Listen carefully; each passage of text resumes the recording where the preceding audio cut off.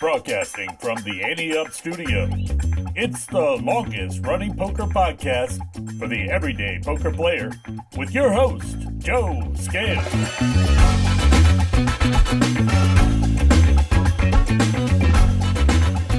Hello, A-Team, and welcome back to another episode of the Elle Up Poker Podcast, where every hand is an opportunity, every player is a friend, and every episode is a winning experience.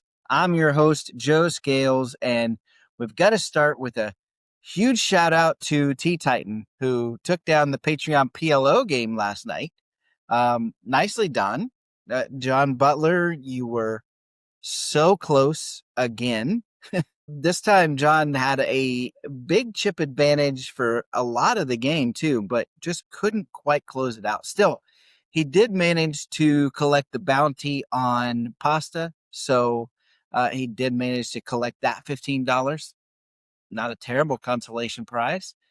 Titan, John, both of you, reach out to me. Let me know how you'd like to spend your prize money. Titan, you've got $50, which could be a hoodie in the merch shop. I can send you via PayPal or an Amazon gift card, your choice.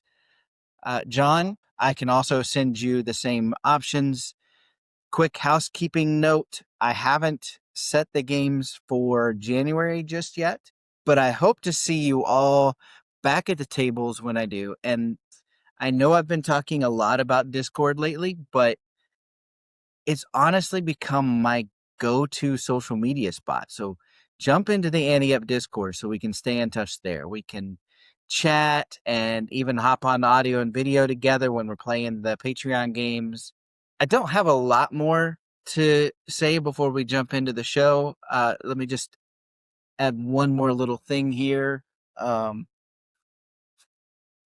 Bills. That's all I've got for now. Let's get on with the show. Find out what conversations are happening around the poker table with Table Talk.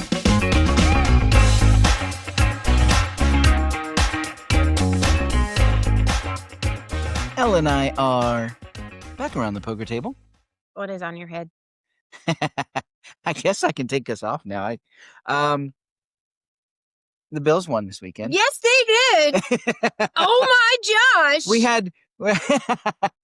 had quite a bit of flack that was the thrown out Northeast there. loves to throw down Yeah. here, down in the little South, some nasty grams. So I had to wear this for my intro and yeah. Go Bills. Go Bills. You know, I've had that hat. I don't know what year it was I got that hat, but if it gives you any clue, I also got a starter jacket the same year I got that. You just made me so proud. Your wear and tear is impeccable. Yeah. On items. Like if I had that hat since I had a starter jacket, which I never had one, just so you know, I only had Adidas jackets.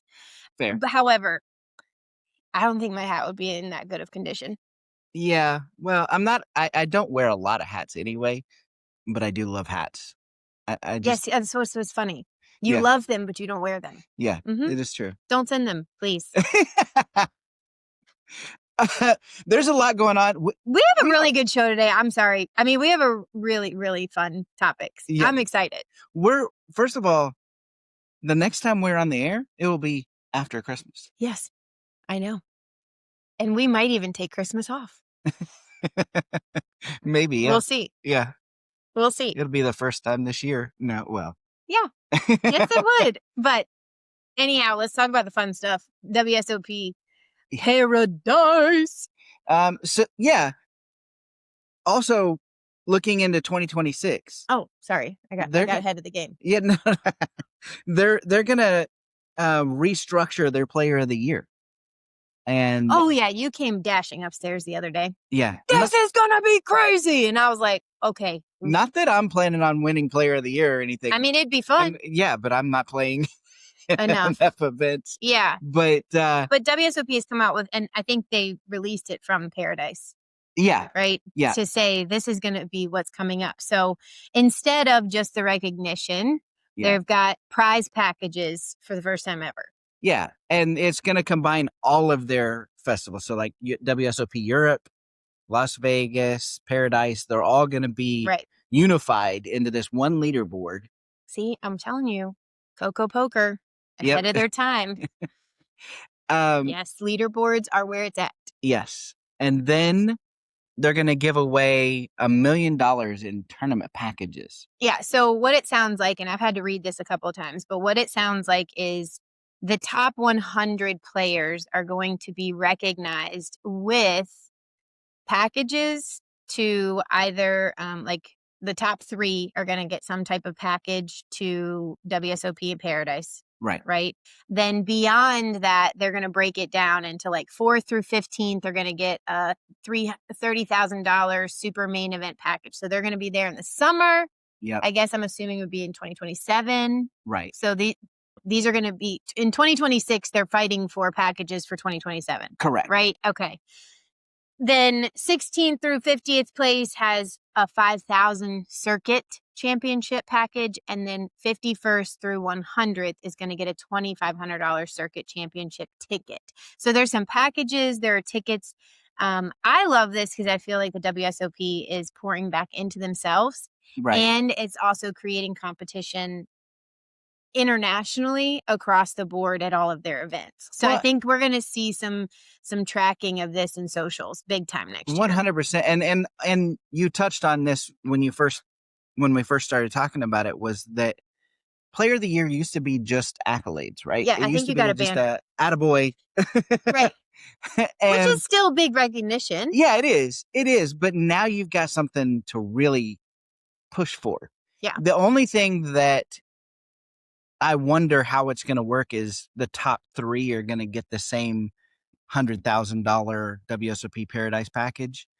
First place obviously is going to have that Player of the Year recognition as well. Right. You get the recognition. I wonder how that's going to play out. Like if you're second or if you're third, are you going to push to try and get to first? You would. I'm pretty sure if you're competitive, you're going to push to get to the top anyway. Yeah. So I really want to see how this plays out. I think it's a really nice incentive that they have created for next year. And so I think the biggest thing is going to be, I know we're going to talk about the grinder. Yeah. Because he's psycho. From the best standpoint ever, playing multi-tables at the same time, right? That's the thing that I think is going to be interesting about the competition, is because there are people who enter and also have the ability to travel and play in a lot of events. So I'm curious to see how that ups their numbers overall. Yeah. To see if people are going to be participating in more circuit events than they used to see if they can get into the leaderboard. But the grinder. Yeah, the grinder. It's playing in 2 events at once, which that's what I mean by psycho in the most positive way ever, Michael. Like, I can multitask in a lot of things. Well, and it was but I'm not sure. Different. Yeah, very different games. No. Like, I sat out PLO last night. Yeah. In our Patreon game, I was like, I'm not taking 4 whole cards. I'm taking a night off. So anyhow, let's talk about this. So he was playing in the main event day 2B. Right. In Paradise. Right. In Paradise. And he was already in the 8-game mix as well. So do you think he just lasted longer in the 8-game mix and then was like, I wanted to play this one? Or do you think that was intentional? I think his plan was, if I make it this far, I'm going to just multi-table. Okay. But it's not the first time he's done it. He's got a great skill set. Yeah. He's done it in the World Series in Vegas during the summer. But hasn't Negreanu done this too? I think so. Okay. I know Sean Deeb has done it as well. The Deeb. But there's a reason he's called the grinder, right? He can do those kinds of things. I get it. Great. Multi-tabling, especially like we said, the 2 different skill sets. It's the type of thinking that a lot of people can't do. I just think it's because he's had enough practice. Sure. It's like like for me, I can switch from baking one thing to another. Okay. Or creating like a 4-course meal and have all that stuff going at once, because I know most of the time what the next step is. Right. So I get that he can. It's just impressive to me because I'm not there yet. I think my issue with it is much like the players that are firing 8, 9, 10 bullets. It if I sit down at a table, Mhm. I'm having to concentrate on that because it's a big part of my bankroll, and I need to put my focus there, right? These players that are firing 8, 9, 10 bullets, multi-tabling, all those things. The whole point to me of a tournament is supposed to be my skill versus your skill, starting with the same stack and navigating this field. Yeah, but I think you've heard Daniel talk about this. Yeah. If you're able to fire more bullets, you have to fire more to be competitive. Which is my whole issue with the way the system is set up now. Right. You know, But that is what it is. Yeah. Can we ever come back from it though? We've gotten used to these huge guarantees, and the Sure. only way to reach them is by having rebuys or reentry tournaments. But do you think that there's not enough tournaments structured the way that you're mentioning, where I call it one and done? I don't know what the technical Freeze term. outs. Okay. So it's technically a freeze out, right? Yeah. So are you feeling that there's more events where you can rebuy than there are freeze outs available? Because you can 100%, find yeah. freeze outs. So They're much harder to find for sure. Okay. A freeze out is much harder to find than a rebuy. And not saying that they're not out there, but yeah, when you sit down at a table with somebody with a lot of money in one of these rebuy tournaments, then they don't care as much. Yeah, but that's on them, But it's right? It's, If they're going to play loosey-goosey because they know they have a bankroll, I feel like you're going to play different knowing this is your one bullet you're firing for this event versus I can go in here and fire more. So do you think that they still play with the mindset of I don't want to fire if I don't have to? Or do they go in with a mindset of it doesn't matter, I'm going to take a risk here? I think they go into it with the mindset of I'm going to fire X amount of bullets to try and build a stack. Interesting. And so and they also know if they know, hey, that guy over there is only playing one bullet, they know they can put some pressure on that maybe they wouldn't have because they're willing to fire multiple bullets or can fire multiple bullets. Well, I think the conversation's been happening for a long time and it will continue to happen, right? I also, being from the education world, I know the pendulum swings, right? Sure. So like maybe the pendulum will be swinging back the other way at some point when people have had enough or they hear about it enough. They meaning tournament directors and those who are putting on tournaments, right? Yeah. So noted, on our tour in 2026, we'll be sure to have some freeze outs. Yes. So that they're available. Yeah, That's what I'm hearing is like, let's make 100%, them yeah. available then, right? Yeah, I think that there has to be that A option. balance. Yeah, I think you have to have the rebuys because that's the way, like you said, the system's set up. But that freeze out option has to be there as well, for sure. I'm not going to disagree with you. I mean, I'm typically only firing once anyway, at the moment. But that's just because that's where I am. Yeah, and I say that often. I sound like a broken record, but it is what it is. And also sometimes for timing reason too. Like when we drive, we're driving somewhere Right. and not staying overnight and coming home. So it just depends. Like if I'm at that point and I know I'm on a good run, then like we're going to be there. But much like I don't know. these the pros with a lot of money, Sure. if you're sitting down at a $20 home game, you're thinking I may rebuy. So I went ready last week to do that. Exactly. Mhm. So it's just a difference as far as bankroll. But I didn't. You did not. That's true. I will say I didn't, and I still came in third. Yeah. That was really fun. It was good. It was a good home game.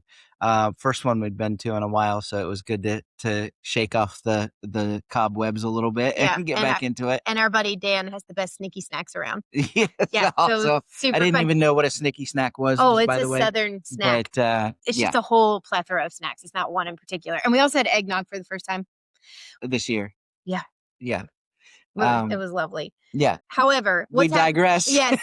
So that's WSOP news. WPT also, because they do this every year now where one's happening in Vegas and one's happening in Atlantis in Paradise, right? So WPT has also had some super exciting stuff going on.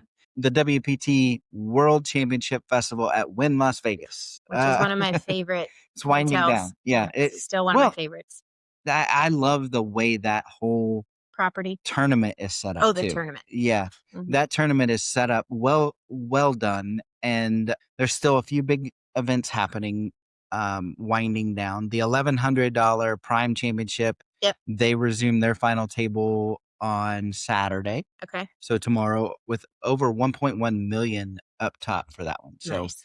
Still got that. The day 4 of the WPT World Championship resumed yesterday. Okay, so we should have some more research. They had 64 players left when they resumed. I have not seen or heard where that has ended and come down to. Well, I want to talk about Spencer Gore. Yeah, this is cool. That's who I want to talk about because he's the new ambassador, and it was chosen. And he got the golden ticket. Yeah, the coolest thing about this. He's a new player. Yeah, he's only been playing for around a year. Yeah. And they actually pulled his name from a barrel, like just drew his name. Not just anybody, Lynn. Let me just say that. Lynn Gilmartin, she's precious. She pulled his name. She did. Yeah. And the CEO, Adam Pliska, was up there. Okay. Now he has the opportunity to represent the WPT for a year. They're going to give him a $50,000 salary. Yeah. For the year. And $50,000 in tournament buy-ins. That's the part that I wanted to talk about. Like, can you just imagine? I'm going to go play in the festival in December at the Wynn. I'm going to put my name in this barrel, and then they're going to choose me and give me $50,000 to be an ambassador, and then $50,000 more for entries. Yeah. Let's go. That's crazy. Let's go. He now has to go worldwide. Rough life. Gonna have to travel the world. Yeah, but I don't know what his job was or is. Right. How he's gonna work that schedule. That's gonna be something. Hey, we fit traveling. He can 100%. Do it. If we can do it, he can do it. And I cannot wait to watch this unfold. Like, I'm gonna be following right along. So WPT, if you hear me, I really cannot wait. And maybe he needs his own profile. Yeah, I'm just saying something about the adventures of this. I love how highs, they're the doing lows. this. Yeah, I love how they're bringing in the everyday poker player. Absolutely. And it was a joint effort between WPT and Club WPT Gold. Good. Which got him this. So I love it. Yeah, we're excited for you, and we're certainly. I mean, if you're listening, we're hoping to reach out and get some behind the scenes as well. Just curious like, how's it going? What are your thoughts? Are you so excited? Are you nervous?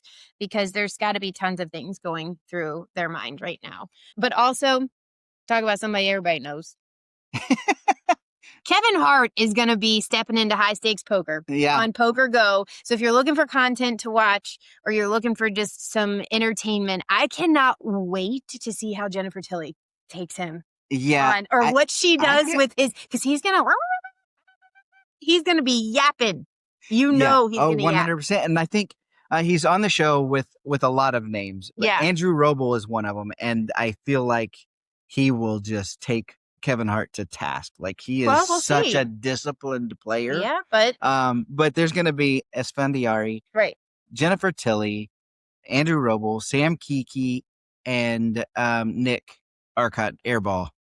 Yeah, but Hart is a wild card. He is a wild card. That's for sure. He could be super serious, though. I mean, he's known to be funny, haha, and loud and whatever. I think he does that when he has to. So I'm so intrigued and looking forward to seeing how he gauges what part of him comes out based on what's happening. Because he could also maybe he could be intimidated. I don't know how often he plays poker, but he could be intimidated by it. And then once he gets settled in, he gets louder. I'm just curious because everybody's little quirks come out at different times. Yeah. So it's the 15th season of the show. Yeah. High stakes. Everybody who's usually there is comfortable. Yeah. Right. Yeah. So it's going to be interesting to see.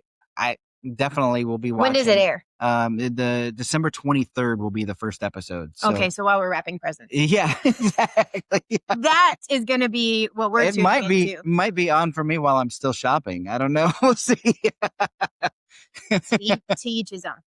Right. Yeah, if But you want to know who's shopping, it's just like you said, Thanksgiving. It's Thanksgiving Day when all the men are at the grocery store Yeah. and they can't find anything and they're on the phone and they're walking around lost. yeah. You go into a store on the 24th of December. I go straight to an employee and be like, where's this? With my phone, have it pulled up, be like, this is what I'm looking for. You're the best.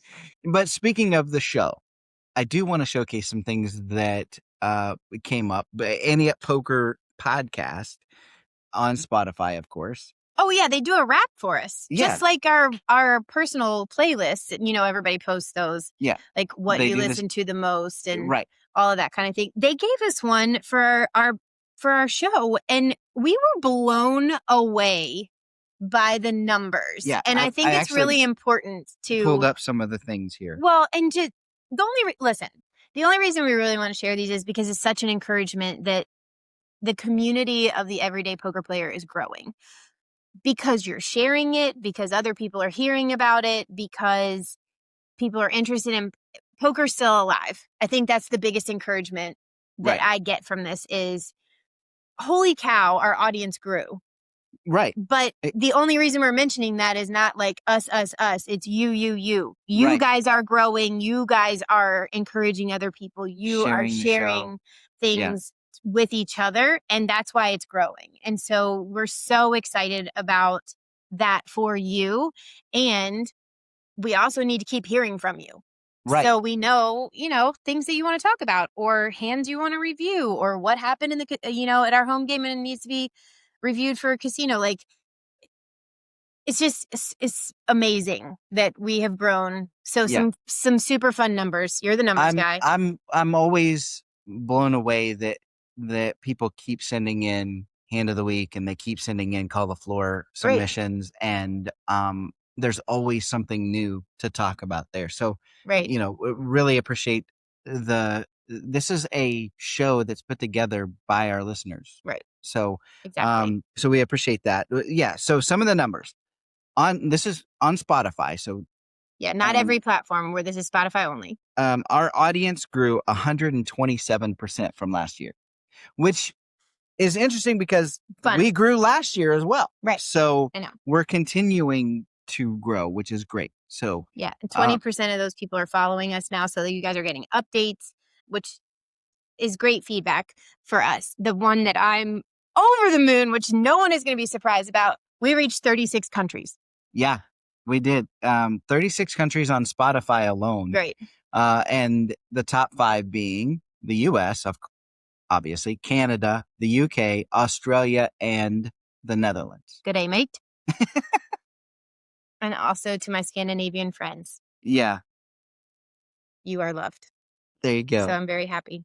And then they give you information on the top artists and that our listeners are also listening to, and they give you audiobooks and podcasts. But let me just tell you, Morgan Wallen is number 1, which is like shocking to me. But then we've got Taylor Swift listeners, Drake, Teddy Swims, and Chris Stapleton, which I listen to all of those. Of course you do. But Morgan Wallen's not my number 1. So that was interesting.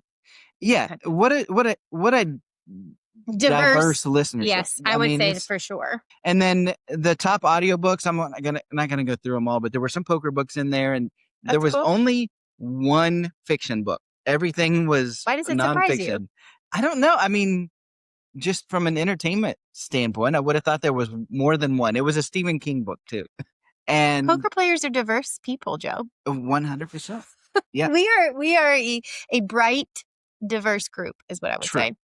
True. And that's shown through the other podcasts that people listen to as well. There's a lot of diversity there. Yeah. But I think I want to wrap up with saying, like, our A team is listening longer than 93% of other shows. Which is incredible.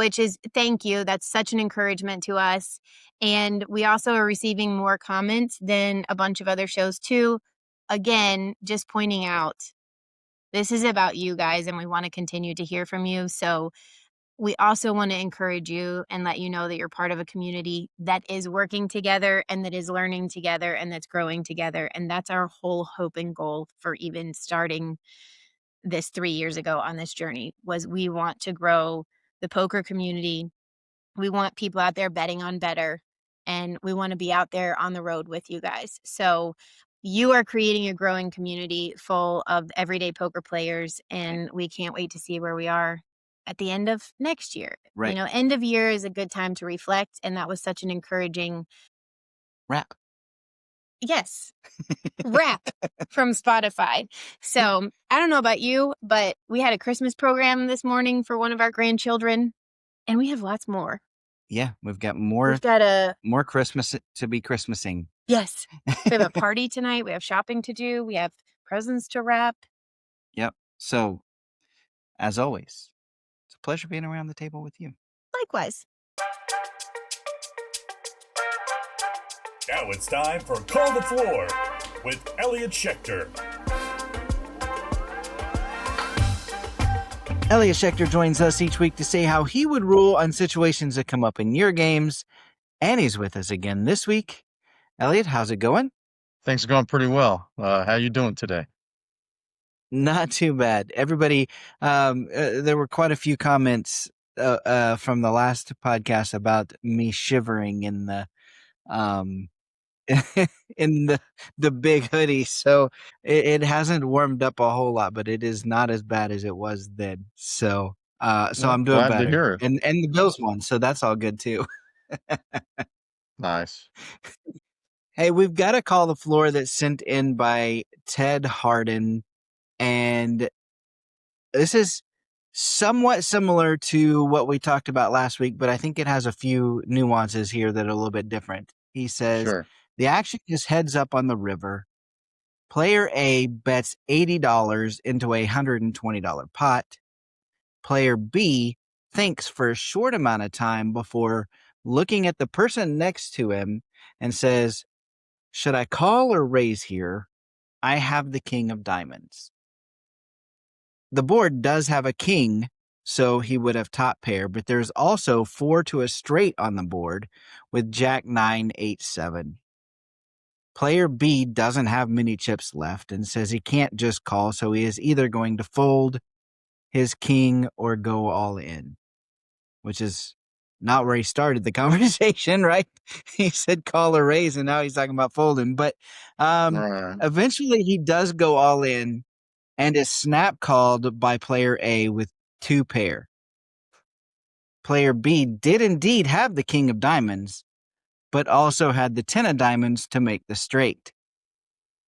So Ted's question or questions is, did player B commit a rules violation by revealing an actual card in his hand, even though he incorrectly described his hand's strength?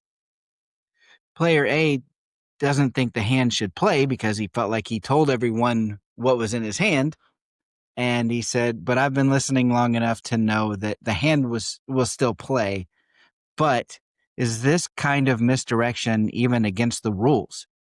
Is there something that says I can't say out loud what I have in my hand?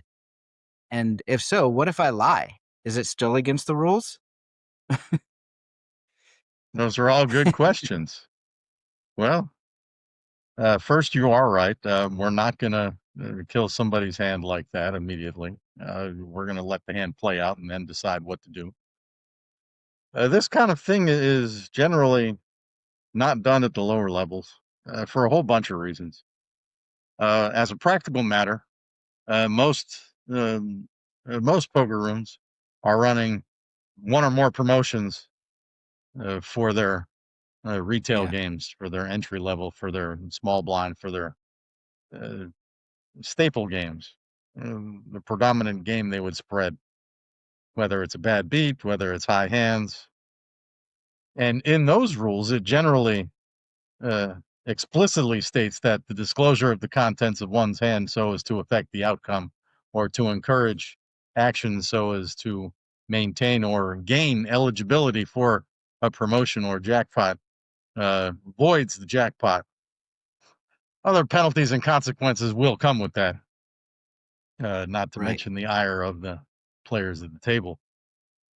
Putting that aside, in a lot of games, this is just a waste of time, and it is just especially a way for somebody to become the center of attention and preen in front of the players at the rest of the table. And it's just Right. not fun. People are wanting to see the next hand. People want hands to be over, especially ones they're not in.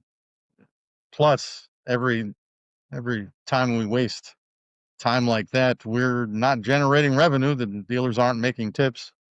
There's a whole lot of reasons for this to be curbed and eliminated. Yeah. And also, it does come down to house rule. A lot of places, it's in their rules that you can't disclose the contents of your hand, and it's certainly that way in tournaments for very practical reasons. I've never been really for it. Discussing the contents of one's hand, whether being truthful or not, is generally against some rule in a lot of places, not every place. And even heads up, they tend to have different rules. You don't want to take all the poker out of the game, but generally it's certainly not encouraged, and definitely not encouraged at the smaller games in any room. Right. Yeah, I'm not a big fan of it. It's a good point, because if there would have been the Jack 987 of diamonds on that board and he has a straight flush, now everybody or he is missing out on getting the high hand, because he said he had, even though it wasn't the one that played for it, he did reveal some contents of his hand, right? So he at Yes, least stands the possibility of having that hand not eligible. Just certainly. generally not a smart idea.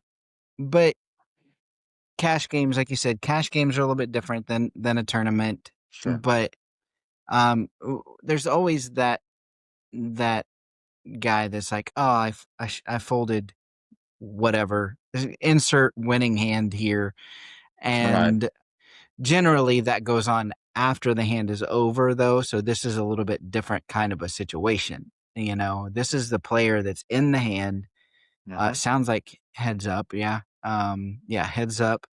And so the rules are a little bit more, I don't want to say relaxed, because that sounds like you're not following the rules, but it is a different kind of situation when you're heads up in a cash game. Last week it was a tournament, Right. and I think they were heads up there too, but you're talking about a whole different world in cash and tournament here. Yes. But you're saying still against the rules. In a lot of places, and again, Quote, in the smaller games especially. As operators, we're certainly not inclined to take the poker out of the game. We're not trying to take the play out of the game. And acquiring information by any means is part of the game in some spots. We're not trying to remove all of that. And right. in some places, it's pretty acceptable to do this. And for precisely the same reasons as it wasn't allowed in the tournament. I mean, in this game, anybody can pick up at any time. You're only playing the players at the same table. When you're in the hand with somebody, you're only playing that person. If you disclose or show your hand or lie about your hand, you're not affecting anybody else's stack or chance of acquiring chips or chance of eliminating players. None of that exists. So, yes, it is a whole lot different when you're heads up in a pot in a cash Yeah. game. And not all of that should be eliminated. At least that's the the common thinking. Yeah.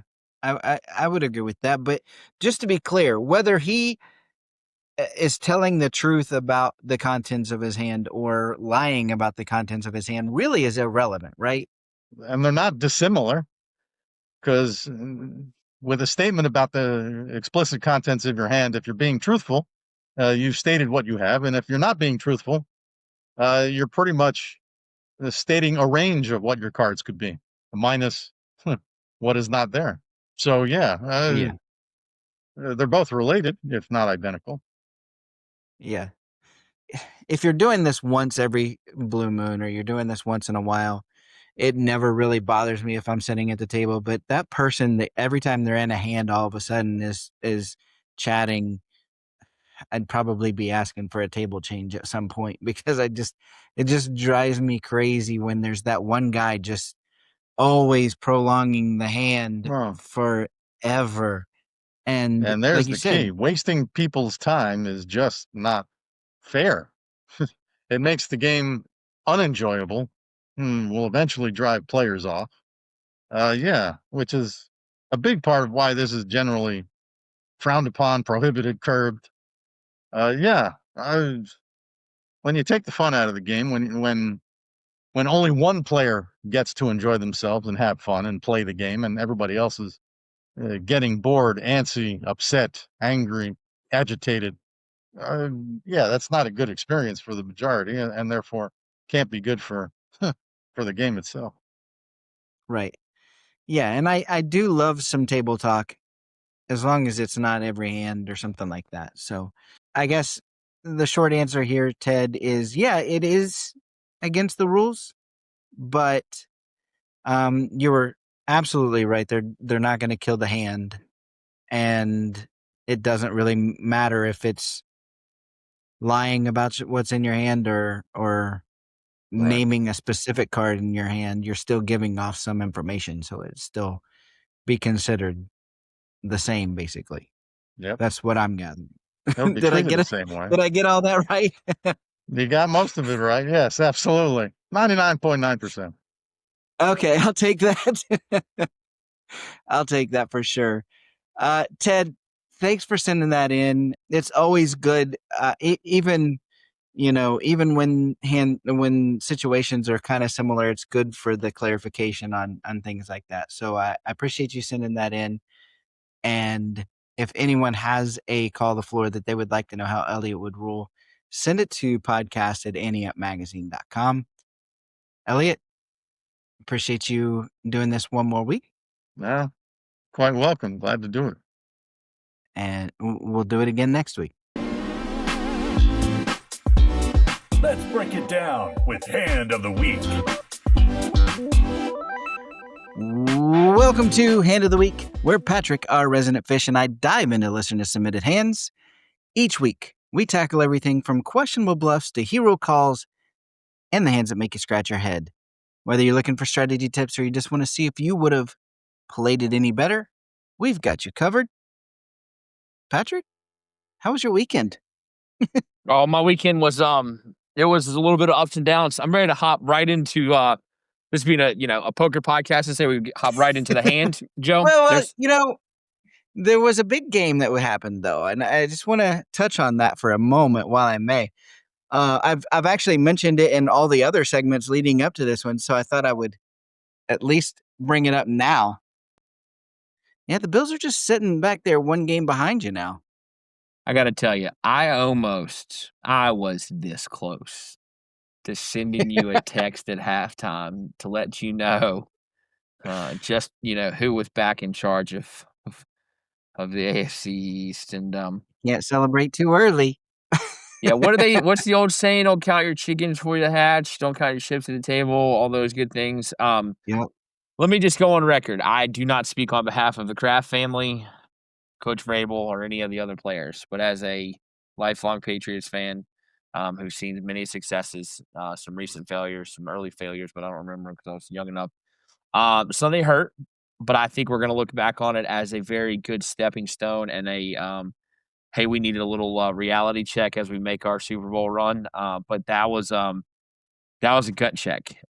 It was a second half for the ages for your boys. Bills Mafia came out and they looked great. Allen's best quarterback in the league. Come at me. I don't care who you are. Drake May is a very, very close second, and we'll overtake him in the years to come. But it was a second half ass whipping. It was a flip. I mean, I'm talking. That's 2 weeks in a row that the Bills have done that. So they cannot keep that up. So I do not recommend this as a strategy. Go down 21-0 on the road, come back to win. That's Sooner or not, later, that one's going to bite you in the butt. But you know what? It Yeah. didn't on Sunday. I've said it before. I still think the Patriots probably win the division. Yep. So the big question, though, did you put your money where your mouth was on DraftKings? Abso-freaking-lutely I did. DraftKings took all of it, and then some.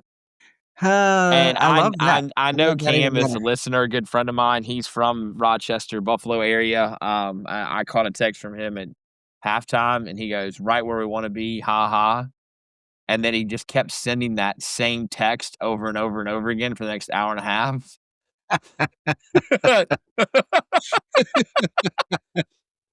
Wow, what a Well, game.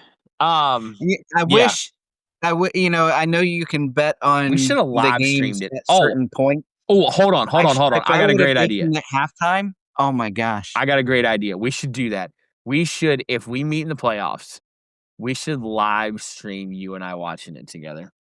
All right, I like the sound of that. Man. All right. We might not be friends afterwards. At least for a couple days. This should be interesting. It'll be good. Let's enjoy not doing that while we can. Yeah, that's a good call. Hopefully we don't meet, but we'll see.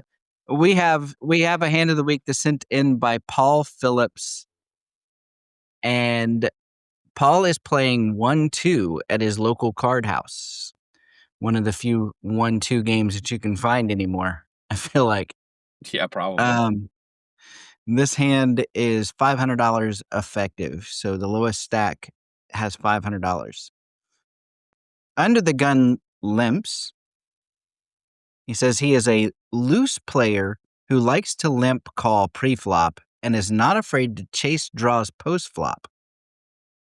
Middle position also limps, and we are on the button with the Queen of Spades, Queen of Clubs. Like that. Yeah. By the way, the under the gun, loose, limp, call, chasing draws. Sound like anybody you know, Joe? I may have one of those on the podcast. Yeah. That being said, listen, Queen's on the button. Let's go. I mean, we want to play. We're feeling great. 8 probably. That's not enough. 12. I had 8 to 10 in my head, so I would probably go with 10. Okay. This goes back to the conversation that we had before last week's hand of the week. Yeah. Where I'm working on sizing up in 1-3, and that has to be the case in 1-2 as well. So I also want to isolate the under the gun player, who is the one that likes to limp call pre-flop and then chase those draws. Yeah. I think 12 to 15 probably gets too many callers still. Really? I want to go more like 25, and that's going to clear out the riffraff. Okay. I think you're going to take down the blinds and a couple of limpers, and then you'll be done. But okay. Well, maybe. But you want to get rid of the riffraff. You gotta I love get it. 2 limpers. You gotta love 2 limpers when you're sitting with pocket queens in position, right? Right. So True. So that's why I think it'll be okay. One of those limpers I think is going to call. Paul goes $20. Okay.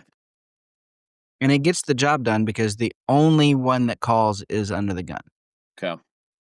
I can tell you the my pot $10 now, my $10 bet's getting a lot of callers. Oh yeah. I just wanted a Yeah, bloated you've got pot and too a many lot of people in this nonsense. hand. It's for you to feel comfortable with your $10. Now the pot is $45. And the flop is the 8 of clubs, 9 of clubs, Jack of spades.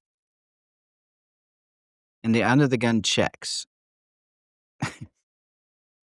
So for somebody that likes to chase draws, that's a pretty draw heavy board right there. Clubs, straight, multiple different directions, just anything and everything. 10-7 got there already. Yeah, 10-7 got there already. Doubtful that they have the other queen, but 10-queen gets there too. Oh, yeah, you're right. Yep. I mean, we're holding 2 of them, so the percentage is low, but still. Right. Well, you're betting. Yeah, 45, I still want to see bet. And you know what? Here's so mindset-wise, and this might be, spend a day in my brain and, you might be exhausted for a week, but I mean, so here's how my brain works. My brain works, okay, well, I don't want to mess around with this anymore. I'm going to make him pay. I'm going full pot, maybe a little bit more. Okay. I I'm going the other direction, but I get what you're saying. if he's going to chase, I want him to pay for it. And I understand bloating the pot, but And you're going to know. you're going to find out real quick, something. and I'm going to adjust from there, to be honest with you. So I'm probably going right at pot. I'm probably going 45. Okay. I also want to see bet, but I don't want to go that big. I want to go small, a purposeful bet that's like, I don't know, not going on autopilot. I probably just go that $20 again. And he raises, you call? It depends on how much it is. If he goes big, then I can potentially get away from it. I feel like if I go $20, he's probably just calling. Definitely not checking back and letting him realize some of that equity on the stupid, scary board. Yeah.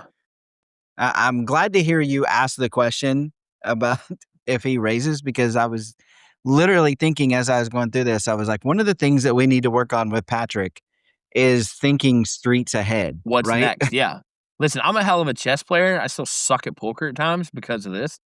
But that was my thought is, okay, if this guy's chasing draws, I want him to pay for it now. If I catch a quick call and or a raise, I know that I'm probably not going to continue to play much more, and I sacrificed 45 to find that out. Whereas I felt like if I went lower, like that 20 or 25, you could catch a raise in a lot of different shape, forms, or fashion. I mean, you could catch a raise on draw. You're really still not there yet. So I feel like if I'm catching a raise now with a pot size bet, then he's probably got it already, or he's sitting on maybe a set. Yeah. And if we go my route, and it's a smallish bet here and they raise us, it can be two things, right? They could have the absolute nuts, which I don't think that they would probably check raise us there yet. But they could think they've got a strong enough hand that they can call. But more than likely, I'm also putting the combo draws in their range where they've got the flush draw and a straight draw. Yeah. They also have a ton of 2-pair hands in their range, like Jack 9. They could have some sets. So that's the reason I don't want to go crazy, is they have those hands already that they could have. If they just call my bet, then I'm probably going to check back on the turn, especially any club, any 10, any queen, any king. But a non-club deuce through 7, I might put a bet in. Maybe not. Well, let's play it out. Let's see what we do. What's our friend back Paul to the do here? flop. Paul bets $40. Aha, smart man. He says, I have an overpair with a straight draw and can get value from flush and straight draws as well. Under the gun calls. So the pot is $125, and the turn is the 3 of spades. So the board is 8 of clubs, 9 of clubs, Jack of spades, 3 of spades, and the under the gun checks. For anyone that's not watching this on YouTube or anywhere else, I've got that I might be doing something stupid look. But believe it or not, that's what he does at the table too. You better damn well believe the it. same look. I'm checking back. I don't think that's stupid at all. Nice. The critical question here is what worse hands call another bet? Not a lot. Jack X Yeah. probably hates 9X, life. 8X, maybe, but Jack X probably calls. But Depends not on the here. sizing. But here, well, there's so here's the other thing. If I'm on tilt leaning in this hand, I'm going like 100, 120. And then I'm gonna find out real quick if I'm in, no man's land or not. Because you're right. There's not a whole lot of yeah, maybe he's sitting on tens. There's a worse hand that calls. I mean, he's sitting on a straight draw, sitting with tens and Yeah. pocket tens. But Jack Maybe X and yeah. So there's not a whole lot of hands that can catch a call there, depending some on the draws, size. some club draws might Right. call depending on the size. But the problem is 2 pair or better also call. Yeah. So then we're in big trouble. And a lot of ace so or king high flush draws call, depending on the size.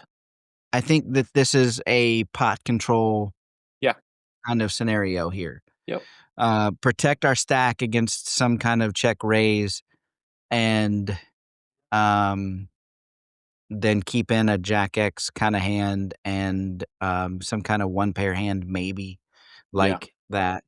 I know I said I would maybe make some kind of small, even like $40 or $50 bet if non-club deuce through 7 came, but Nope. the more I think about it, the more I think we're getting called by a lot of hands that can beat us on the river, so we're better off checking here. Yeah, I agree. So back to thinking about the next street, Patrick. What's the river plan Assuming after we checking this street? assuming we get checked again, if it's anything other than a club or a spade, and we don't catch a 10, 7, 10 queen out of the blue, then I'll probably go at him pretty good. Okay. Yeah, I'm gonna make him pay for he's gonna either call it quickly with jacks or I Why do you switch from a pot control mentality to trying to all of a sudden get value? because if something doesn't come out, you don't think he can be there already? Is that what you're saying? he may be there already, but don't you think that he'd lead into me on the river if something like that came out? I don't know because he has to continue to tell his story too. True. So I think I feel like if he's made his straight, or he made his flush, or he's sitting on 8s or 9s, then he's gonna want to get some value come the river. Sure, but if he checks, Yeah. why not make a smaller bet and see if he raises or whatever, or then just check back and be happy with winning whatever 125 or whatever it is. Fair enough.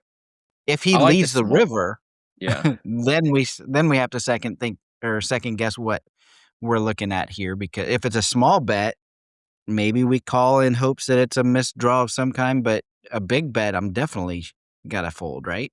Yeah, you have to. That would be a stupid hero call if he misses either one of his draws. I went down a path here. Paul still has to act on this street, and he bets $100. Oof, yeah, see, there's where we were. I mean, I get why he's doing it. He says now 2 flush draws on the board and still a straight draw. So, yeah, the pot is 325, and the river is the king of diamonds. So, the board, 8 of clubs, 9 of clubs, jack of spades, 3 of spades, king of diamonds, and the under the gun player jams for 360. Well, not to quote the Wizard of Oz, that's a horse of a different color. I mean, what's he overcompensating for? Well, this doesn't have the same kind of feel that we had last week. I fold.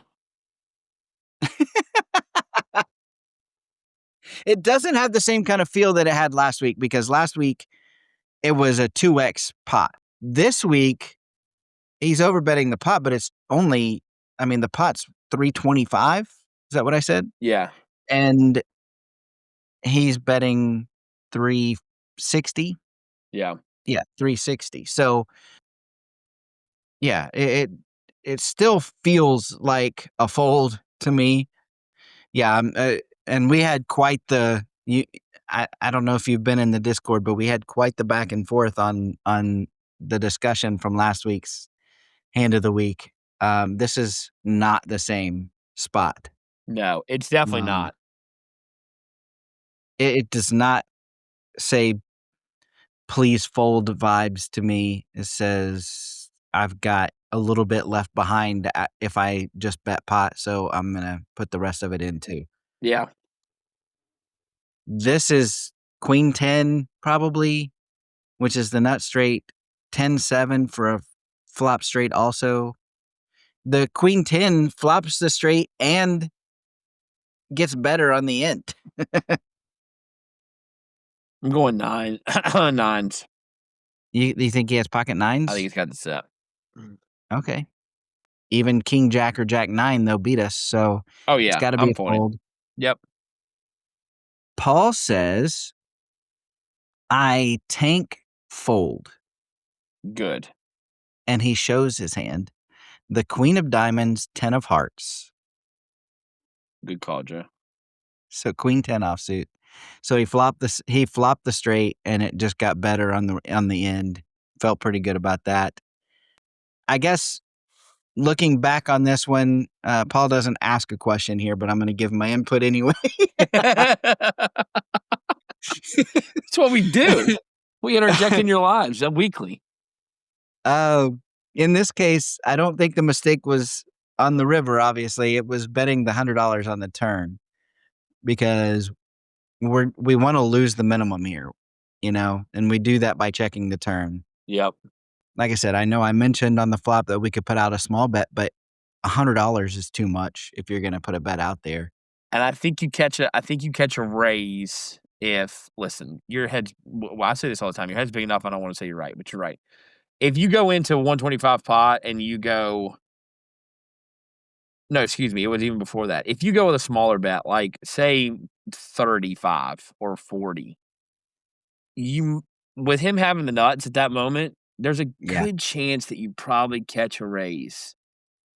And if you catch like a reasonable raise, nothing crazy. And when you catch a raise there, then you're probably really, really on, aware. You may call, hopefully not, but you may call. But at least then you're like, hey, red flag, buzzer's going off. Yeah. What the hell's going on? I also think that Villain hurts themselves on the river there as well. For sure. That was a stupid bet. I mean, it takes it down. I'm sure they were probably thinking, if I check here, then it's just I run the risk of check and losing money when I've got the stone cold nuts. So he's thinking he didn't want to lose money there, but at least go a small bet, maybe, hope that we put out some money. Yep. I think that's the only way under the gun makes another dime there, is if maybe they put out a small bet, or they check and continue to tell that story and hope that we put in a bet on the river. Right. I think that's the only way that one works out for the under the gun player too. But Paul, great job not getting married to the hand though. And I do appreciate you sending that in. If anyone has a hand of the week that they would like to hear how Patrick and I would play it, send it to podcast@anteupmagazine.com. Patrick? Good luck this weekend. Appreciate it. Right back at you and your boys. We'll see you next week. Sounds good. It's time for Joe's One Outer. So I've mentioned the Bills-Patriots game in every other segment today, so I figured I might as well commit and find a way to work it into my one outer too. But truthfully, though, watching that game reminded me how much football and poker are basically the same thing. They're just played in very different uniforms. One's played in helmets and shoulder pads where the mistakes also hurt immediately and everyone can see the damage. The other's played in hoodies and sunglasses, right? Where the hits are quieter, but sometimes they can stick with you a lot longer. Once you get past that, though, it's the same challenge. Both games are about preparation, running headfirst into chaos. In football, teams will spend all week watching film, building a game plan, practicing situations they hope will never come up. And then in poker, you study spots, learn tendencies, sit down with a plan for how you want to play the table. And then the game starts. And almost immediately, the plan gets tested. The matchup isn't what you expected. Someone does something that doesn't fit the script. The next thing you know, you're down 21-0 and forced to adjust in real time. That's where football and poker really overlap. The ability to adapt without losing your head. Good football teams don't scrap everything after one bad drive. They tweak. They slow things down. They trust fundamentals. Good poker players do the same thing. They don't panic after losing a pot. They make small adjustments, stay patient, and wait for better spots. Both games also reward people for thinking long term. Football isn't decided by one half of football. It's decided over 4 quarters. Poker isn't decided by one hand. It's decided over thousands. But emotionally, every moment feels enormous. Sometimes the smartest play in football is to just punt, right? Play the field position game. Trust the process. In poker, folding does the same exact thing. It's not weakness, it's discipline, right? Mental toughness in both games usually looks boring. When a football team stays composed while things aren't going their way, we call it well coached.